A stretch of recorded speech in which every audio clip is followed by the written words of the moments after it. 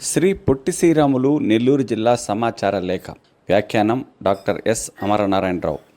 పేదల భద్రత సంక్షేమం కోసం కేంద్ర ప్రభుత్వం అమలు చేస్తున్న ప్రధానమంత్రి సురక్ష బీమా యోజన, జీవనజ్యోతి బీమా యోజన పథకాలను ప్రజల్లోకి మరింత విస్తృతంగా తీసుకెళ్లేందుకు బ్యాంకర్లు కృషి చేయాలని కలెక్టర్ ఓ ఆనంద్ కోరారు. నెల్లూరులో జరిగిన జిల్లా స్థాయి బ్యాంకర్ల సమావేశంలో ఆయన పాల్గొన్నారు. ఈ సందర్భంగా కలెక్టర్ మాట్లాడుతూ సామాన్య ప్రజలకు సామాజిక భద్రత కల్పించేందుకు కేంద్ర ప్రభుత్వం ఎన్నో పథకాలను అమలు చేస్తోందన్నారు. ప్రధానంగా ప్రధానమంత్రి సురక్ష బీమా యోజన, ప్రధానమంత్రి జీవనజ్యోతి బీమా, జన సురక్ష బీమా పథకాలపై గ్రామ స్థాయిలో ప్రజలకు అవగాహన కల్పించాలన్నారు. వచ్చే సంవత్సరం జనవరి 10వ తేదీ వరకు ఈ అవగాహన సదస్సులను ముమ్మరంగా నిర్వహించాలన్నారు. అదేవిధంగా ఈ సదస్సులకు వచ్చే వారిలో మత్స్యకారులను ఎంపిక చేసి వారికి ప్రధానమంత్రి మత్స్య సంపద యోజన పథకం ద్వారా రుణాలు మంజూరు చేసేందుకు బ్యాంకర్లు ముందుకు రావాలని సూచించారు. రాష్ట్రంలోని నగరపాలక సంస్థలు, మున్సిపాలిటీలు, నగర పంచాయతీలలో భవన నిర్మాణాలకు సంబంధించిన అనుమతులకు సంబంధించి కొత్త విధానాన్ని తీసుకువస్తున్నామని రాష్ట్ర పురపాలక పట్టణాభివృద్ధి శాఖ మంత్రి డాక్టర్ పొంగూరు నారాయణ తెలిపారు. నెల్లూరులో ఆయన అధికారులతో సమీక్షా సమావేశాన్ని నిర్వహించిన అనంతరం మాట్లాడుతూ డిసెంబర్ 15 నుంచి ఈ విధానాన్ని అమలులోకి తెస్తామన్నారు. దీనికి సంబంధించి అసెంబ్లీలో బిల్లును కూడా పెడతామన్నారు. పలు రాష్ట్రాల్లో అధ్యయనం చేసిన తర్వాతనే ఈ విధానానికి రూపకల్పన చేశామని మంత్రి నారాయణ వెల్లడించారు. ఆస్తి పన్నుతో పాటు ఇతర పన్నులను ప్రజలు చెల్లించి అభివృద్ధికి సహకరించాలని ఆయన కోరారు. గిరిజనుల సంక్షేమానికి పాటుపడిన బిర్సా ముండా సేవలను భావితరాలకు తెలియజేయాల్సిన అవసరం ఉందని నెల్లూరు నగర మేయర్ స్రవంతి అన్నారు. బిర్సా ముండా జయంతి సందర్భంగా నెల్లూరులో సమగ్ర గిరిజనాభివృద్ధి సంస్థ ఆధ్వర్యంలో నిర్వహించిన ర్యాలీలో ఆమె ముఖ్య అతిథిగా పాల్గొన్నారు. ఈ సందర్భంగా మేయర్ మాట్లాడుతూ బిర్సా ముండా అనేది కేవలం ఒక పేరు కాదు, ఒక ఉద్యమ స్ఫూర్తి అని అన్నారు. 23 ఏళ్ల వయసులోనే బ్రిటిషర్లపై యుద్ధం ప్రకటించి ఉద్యమానికి సారథ్యం వహించిన గొప్ప వీరుడని ఆమె కొనియాడారు. జిల్లాలో చిన్న మధ్య తరహా పరిశ్రమలను ప్రోత్సహించేందుకు ఆర్థిక సంస్థలు మరింత చొరవ చూపాలని కలెక్టర్ ఓ ఆనంద్ కోరారు.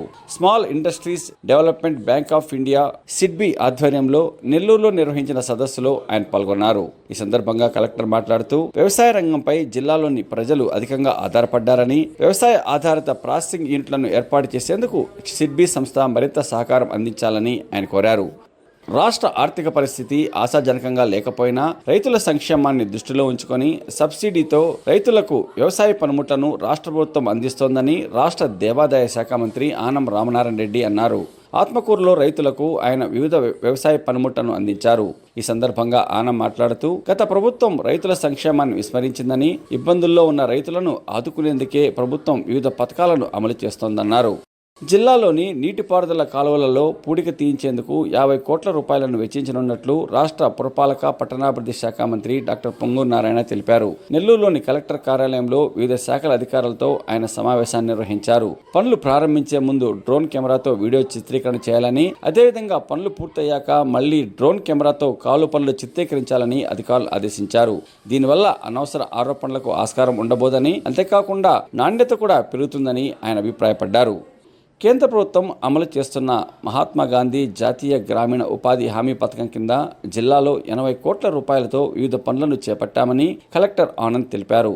జిల్లాలోని కలిగిరి, జలదంకి, వింజమూరు మండలాల్లో జరుగుతున్న గ్రామీణ ఉపాధి హామీ పథకం పనులను వివిధ శాఖల అధికారులతో కలిసి ఆయన పరిశీలించారు. ఉపాధి హామీ పథకం కింద మినీ గోకులాల నిర్మాణాలు, పండ్ల తోటల పెంపకం, సిమెంట్ రోడ్లు, మౌలిక సదుపాయాల కల్పన తదితర పనులను చేపట్టామని, వీటిని సత్వరమే పూర్తి చేయాలని ఆయన ఆదేశించారు.